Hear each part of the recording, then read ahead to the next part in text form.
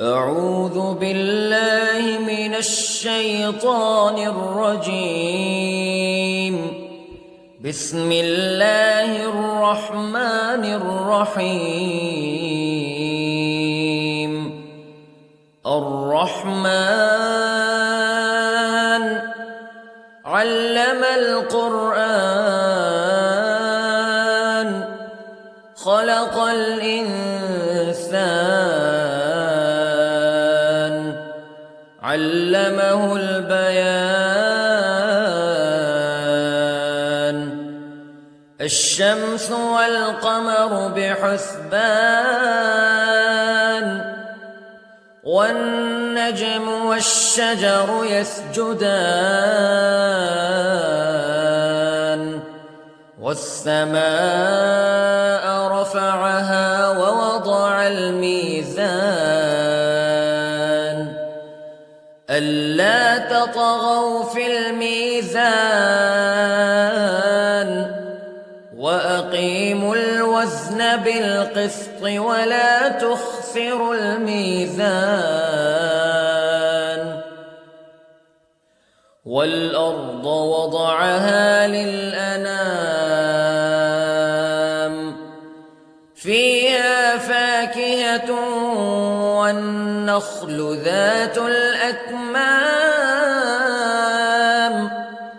والحب ذو العصف والريحان فبأي آلاء ربكما تكذبان. خلق الإنسان من صلصال كالفخار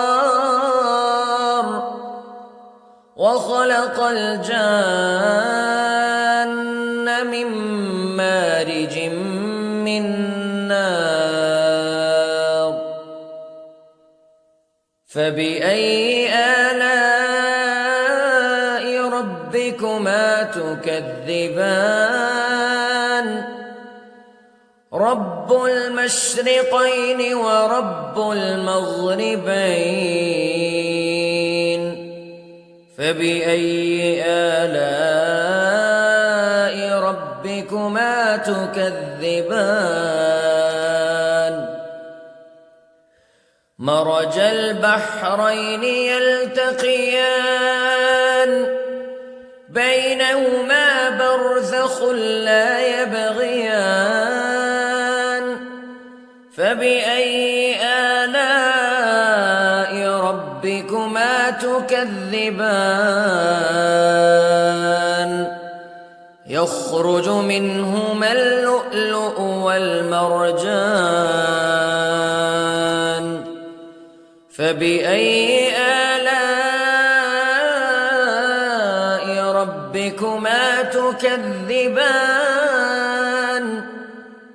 وله الجوار المنشآت في البحر كالأعلام فبأي آلاء ربكما تكذبان. كل من عليها فان ويبقى وجه ربك ذو الجلال والإكرام فبأي آلاء ربكما تكذبان.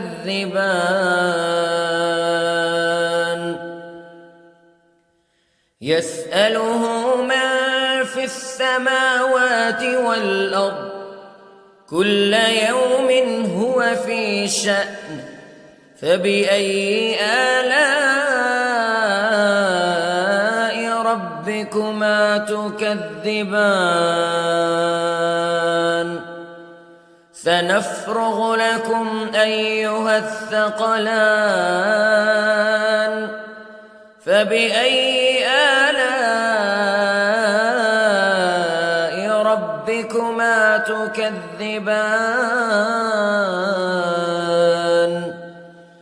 يا معشر الجن والإنس استطعتم أن تنفذوا من أقطار السماوات والأرض فانفذوا لا تنفذون إلا بسلطان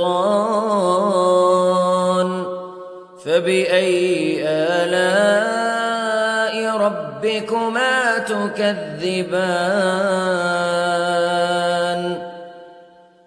يرسل عليكما شواظ من نار ونحاس فلا تنتصران فبأي آلاء ربكما تكذبان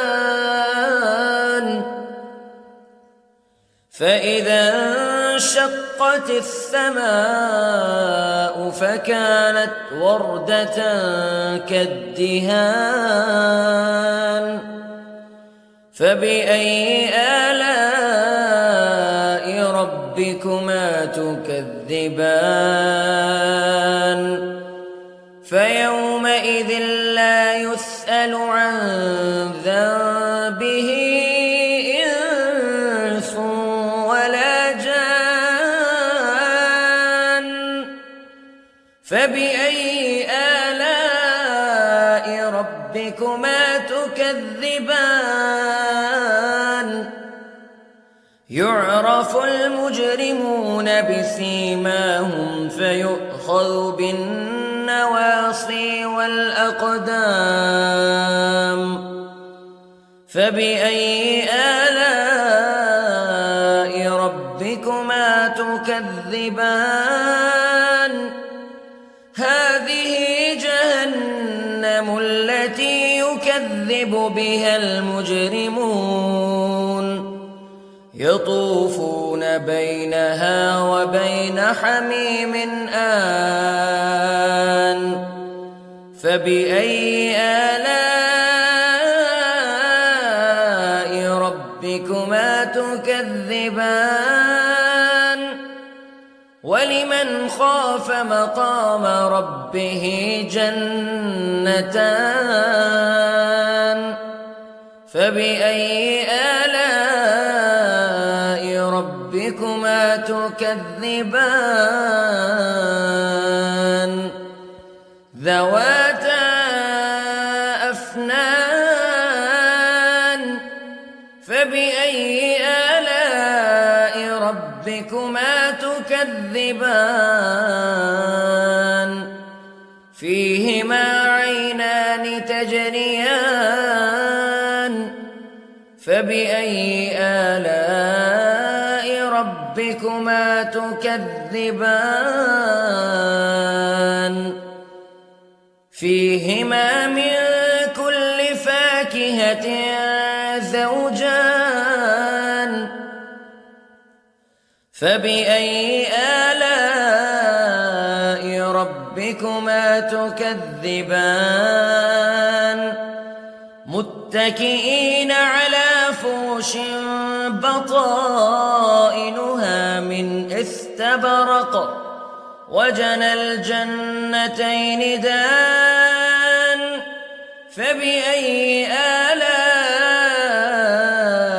ربكما تكذبان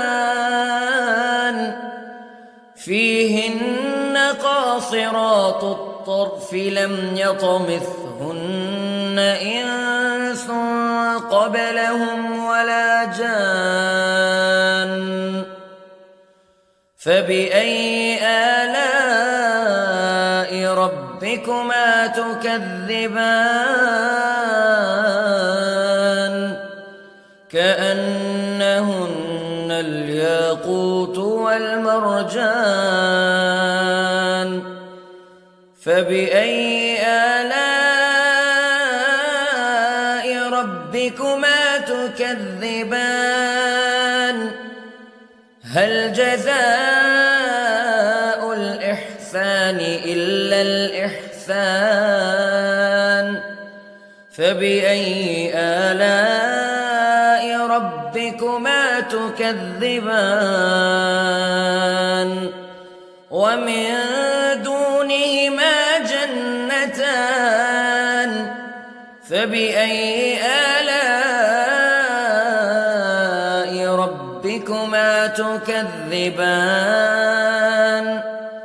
مدهامتان فبأي آلاء ربكما تكذبان فيهما عينان نضاختان فبأي آلاء ربكما تكذبان فيهما فاكهة ونخل ورمان فبأي آلاء ربكما تكذبان فيهن خيرات حسان فبأي آلاء ربكما تكذبان حور مقصورات في الخيام فبأي آلاء ربكما تكذبان لم يطمثهن إنس قبلهم ولا جان فبأي آلاء ربكما تكذبان متكئين على رفرف خضر وعبقري حسان فبأي آلاء ربكما تكذبان